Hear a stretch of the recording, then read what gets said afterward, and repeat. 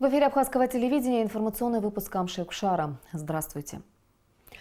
Утром 8 июля в Гагарском районе в результате столкновения с легковым автомобилем опрокинулся на бок микроавтобус Volkswagen с 15 российскими туристами. По данному факту Следственным управлением внутренних дел по Гагарскому району проводится доследственная проверка.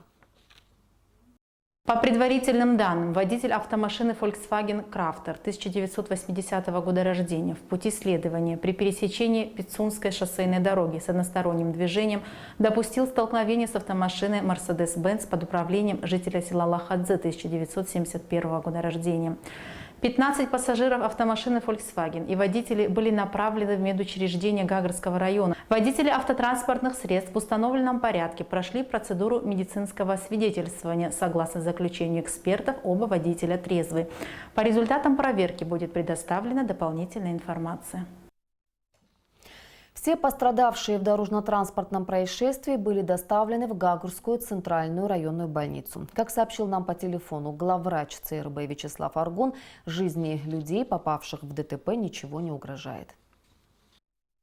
Россияне практически все, только одна Аргун есть, остальные все иностранные граждане.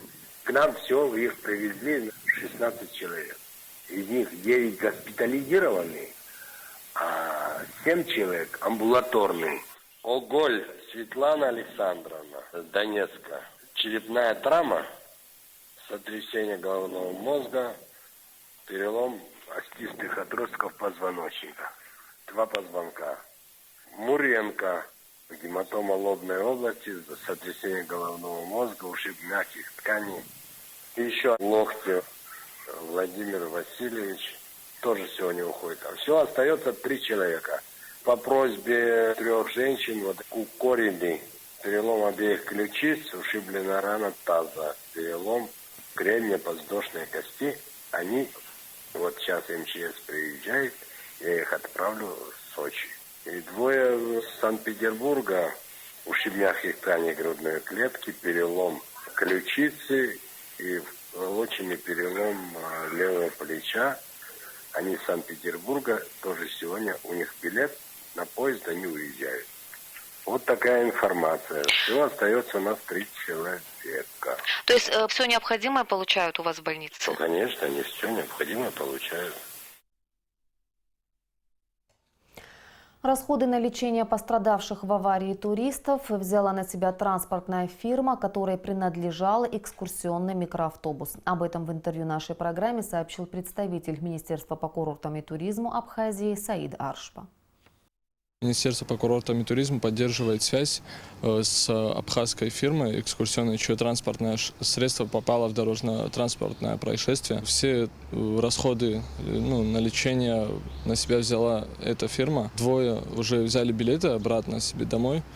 Остальные находятся в больнице, проходят курс лечения с травмами средней тяжести. То, что почти все пострадавшие в ДТП россияне на данный момент выписаны из Гагарской больницы и чувствуют себя удовлетворительно, подтвердил в интервью нашей программе пресс-секретарь посольства России в Абхазии Денис Лавриков. С первых часов после ДТП консульский пункт посольства в Гагаре, который как раз открыт у нас сейчас в разгар курортного сезона. Наш пункт отслеживал развитие ситуации, принимал активное участие в решении возникающих при госпитализации вопросов. Консульский сотрудник был на постоянной связи с главврачом и пострадавшими. Об инциденте было доложено в ситуационно-кризисный центр Министерства иностранных дел Российской Федерации, ДСКЦ МИД России, так называемый. В принципе, он как раз и создавался для аккумулирования всей такой информации, которая поступает из-за рубежа. И также Всероссийский центр медицины катастроф защита. В настоящее время все россияне, кроме одного, уже выписаны. Это буквально несколько минут назад мне рассказал наш консульский сотрудник. Остался только 1 человек, который находится на госпитализации. Но по заявлению медиков завтра он также будет выписан. Президент России Владимир Путин принимает участие в работе международной промышленной ярмарки, которая проходит в эти дни в Екатеринбурге. Во время пресс-подхода глава Российской Федерации, отвечая на вопрос журналиста, будет ли принято решение о введении эмбарго на ввоз и вывоз товаров из Грузии, отметил, что не согласен с данным предложением депутатов Госдумы и не считает нужным вводить санкции против Грузии из уважения к грузинскому народу. Осетия вошла в состав Российской империи в 1700, дай бог памяти, по-моему, в 1974 году. Вошла целиком, и южная, и северная часть, как самостоятельное государство. Абхазия в 1810 году, тоже как независимое государство, как княжество. Позднее начали происходить события в рамках единого государства. Южная часть Осетии вошла в Тифлисскую губернию. Никакой Грузии не было, была Тифлисская губерния. Абхазия развивалась таким образом. Когда разваливалась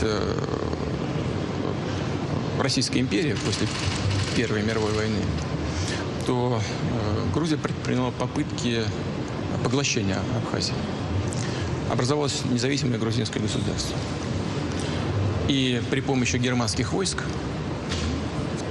в 1918 году Грузия Абхазию оккупировала. Вели себя оккупанты очень жестко. Еще жестче действовали грузинские войска в Осетии, в 1919 и 1920 годах. По сути говоря, это именно то, что сегодня называется геноцидом. Все это хорошо бы знать сегодняшним грузинским властям. Нельзя об этом забывать никогда. Если грузинские сегодняшние власти хотят наладить отношения с народом Абхазии или Южной Осетии. А во времена Советского Союза была образована, между прочим, сначала договорная союзная социалистическая республика Абхазия, в которую вошла Грузия сегодняшняя. Это даже не была Грузия. Но во времена Сталина была создана социалистическая республика Грузия, составной частью которой стала Абхазия. И вот наши, кстати говоря, правозащитники никогда не обращают на это внимания. Это даже странно. Но по указанию Сталина НКВД во главе с Берией предприняли очень жесткие меры в отношении абхазов. Очень жесткие. Просто я даже не хочу сейчас воспроизводить. С целью поглощения Грузии вот этой территории и абхазского народа.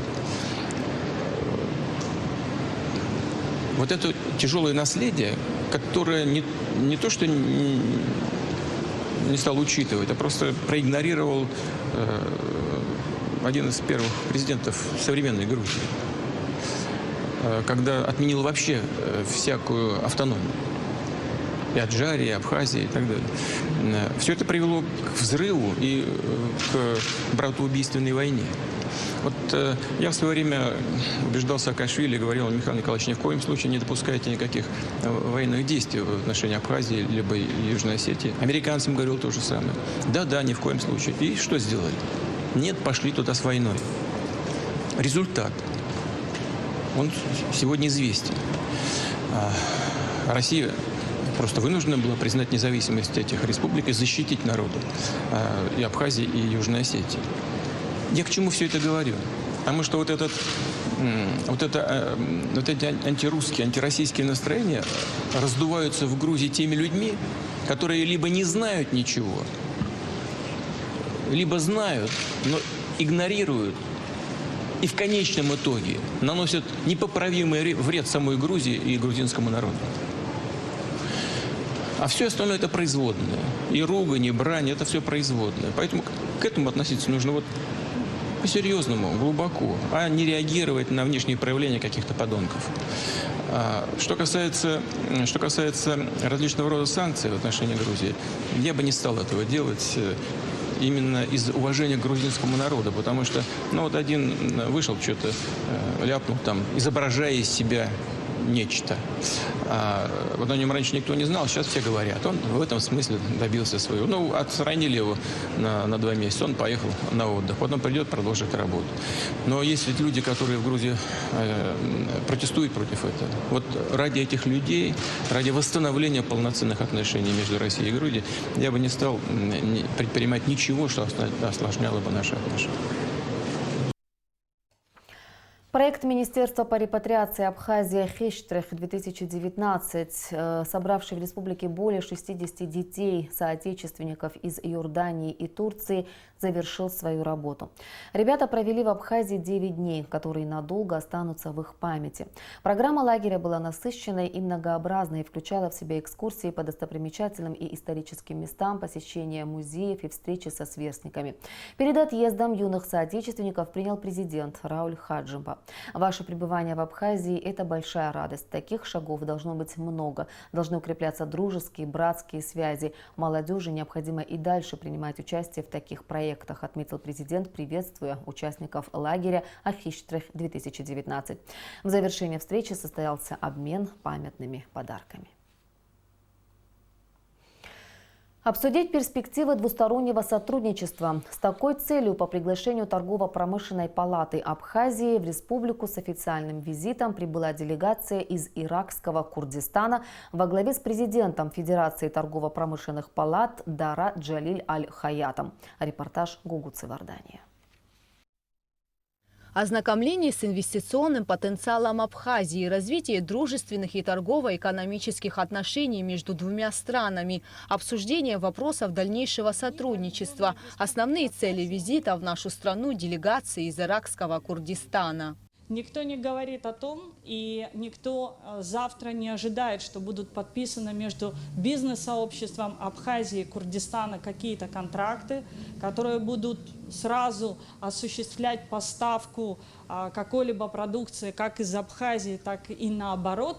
Но самое главное, это то, что мы преследуем, и тем более для Абхазии, это признание Абхазии со стороны мирового сообщества. На протяжении многих лет ТПП Абхазии проводит большую работу в области развития и совершенствования предпринимательства в стране, а также установления и расширения торгово-экономических связей с зарубежными и восточными странами, которые в свою очередь с большим интересом поддерживают предложения ТПП Абхазии. Мы желаем дальнейшие взаимоотношения Абхазии и Курдистана. У нас еще есть договор, подписанный в 2015 году с Абхазией. И надеемся, пока мы здесь, мы это будем развивать все в лучшую сторону. Я могу сказать, что есть большие возможности развивать отношения Курдистана и Абхазии. Есть много возможностей работать в Курдистане по экономике, туризму и агроинженерии. И вижу, что и в Абхазии можно такие возможности тут развивать. Приезд в Абхазию делегации из Курдистана – это ответный визит. Еще в 2015 году по приглашению представителей Федерации торгово-промышленных палат этой республики делегация ТПП Абхазии во главе с Геннадием Гагулия посетила автономию с официальным визитом, в рамках которого тогда был подписан меморандум о взаимопонимании и сотрудничестве между ТПП Абхазии и ТПП иракского Курдистана. Первое, что впечатлило при посещении вообще, как только мы прибыли в эту столицу, это то, что город похож на город-стройку. На тот период страна чувствовала, что она находится на стадии своего возрождения. Сельское хозяйство здесь очень хорошо развито. Если говорить о доходах, то 17% дохода правительство Курдистан получает от продажи нефти иракским правительством в Турецкую республику. На территории Курдистана действуют 3500 иностранных компаний, причем очень известные крупные компании. Поэтому желание развивать взаимоотношения с иностранными государствами – это в первую очередь желание достичь признания на мировом уровне. На развитие сотрудничества между двумя республиками в сфере туриндустрии надеются также и представители Министерства по курортам и туризму Абхазии. Для нас, как для туристической стороны, приезд и иностранных делегаций является большим плюсом, так как мы имеем реальную возможность рассказать о нас и подчеркнуть нашу аутентичность для целого мира. Также мы хотели бы сказать, что наша страна на туристической инфраструктуре ее на сегодняшний день, конечно, отстает от мировой инфраструктуры, от мировых развитых стран в туризме. У нас есть что показать и о чем поговорить с нашими гостями. В рамках встречи между представителями Федерации торгово-промышленных палат Республики Абхазия и Курдистана было подписано еще одно соглашение о сотрудничестве. 10 июля состоится встреча делегации из Курдистана с премьер-министром Валерием Ганба, а 11 июля члены делегации посетят некоторые производственные предприятия Абхазии. Гугут Савардания, Тамас Чиковани, Абхазское телевидение. Шамиль Адзанба и Алмаз Джапо, выдвинутые инициативными группами кандидатами в президенты Абхазии, сдали экзамен на знание абхазского языка. Экзамен, который принимала Государственная лингвистическая комиссия, прошел 9 июля в Центр избиркоме. В Абхазии вновь появилась белая американская бабочка. Очаги поражения насекомым-вредителем обнаружены почти во всех районах республики. Насколько опасна американская бабочка и какие меры предпринимаются, чтобы не допустить ее распространения? В репортаже Алисы Шамба. Белая американская бабочка впервые появилась на территории Абхазии в 60-х годах прошлого столетия. Но значительный вред она стала причинять сельскохозяйственным угодьям в 80-х годах. Родина белой бабочки – Северная Америка. Данный вид насекомых является многоядным инвазивным вредителем, который может уничтожить более 300 видов листопадных и кустарных пород деревьев. Иногда питается травянистыми растениями, а предпочтение отдает шелковице, плодовым деревьям и клену. Это был пик численности. Вспышки были столь серьезными, что в парковых насаждениях практически не оставалось неповрежденных деревьев. И вот в те годы предпринимались усилия для того, чтобы снизить вредоносность. К счастью, американская белая бабочка не вредила лесным культурам, то есть она практически отсутствовала в лесах. Богатая растительность и солнце почти круглый год – благоприятная среда для американской бабочки. Все эти годы насекомое также присутствовало в Абхазии. Просто уменьшалась его популяция. Но периодически в природе наблюдается резкое увеличение числа различных вредителей. Причиной всему энтомофаги, то есть животные, которые питаются вредоносными насекомыми. Как оказалось, популяция американской бабочки напрямую зависит от их аппетита. На инвазивного вредителя переключились очень многие местные хищники и паразиты. Бабочку стали поедать и летучие мыши, и птицы. Таким образом, этот вредитель вошел в экосистему, и он стал подавляться местными энтомофагами. Те энтомофаги, которые приспособились к американской белой бабочке, не находя ее на протяжении длительного времени, просто от нее отвыкли. Они перестали ее узнавать.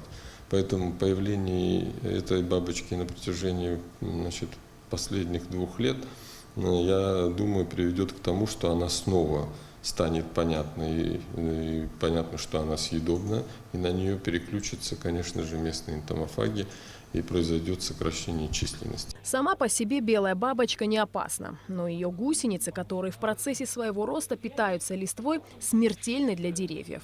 Взрослая самка живет до 15 дней и может отложить около 1500 яиц, после чего погибает. В Абхазии до 4 поколений гусениц может вылупиться за 1 год. Гусеницы держатся вместе небольшими группами, по несколько десятков или там несколько сотен особей. Когда они начинают питание, они оплетают листья паутиной.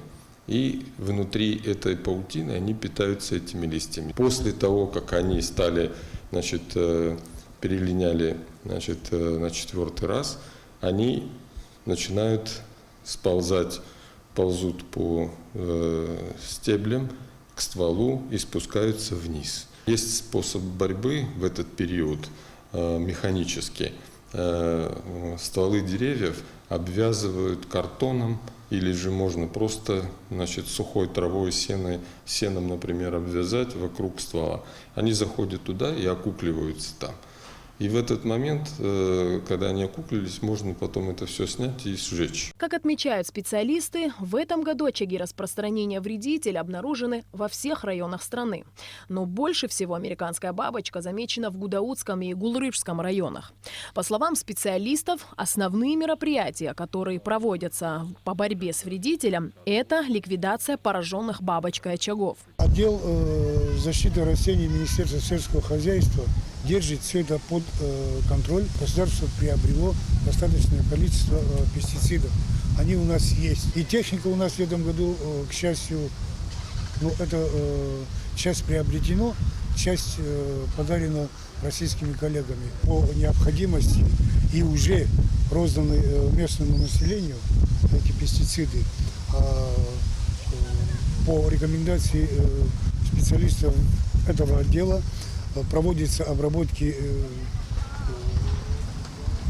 древесных насаждений, где поражены американская бабочка. К началу осени в Абхазии ожидается еще большее увеличение популяции белой американской бабочки. Поэтому специалисты рекомендуют при обнаружении на своем участке насекомого вредителя сразу уничтожить очаг поражения. Алиса Шамба, Алексей Баструков, Абхазское телевидение. На 66-м году жизни скоропостижно скончался бывший исполнительный директор фонда репатриации Джон Мустафович Смыр, который руководил данной организацией более 10 лет. Распоряжением Кабинета министров Абхазии под председательством советника президента Владимира Зантария создана правительственная комиссия по организации похорон Джона Смыр. Церемония прощания состоится 10 июля в 15 часов в селе Абгархук Гудаутского района. И о погоде. По сообщению гидрометцентра, в Абхазии ожидается переменная облачность. Ночью местами возможен небольшой дождь, днем без осадков. Температура воздуха ночью плюс 17-22, днем плюс 25-30 градусов. Температура морской воды плюс 25 градусов.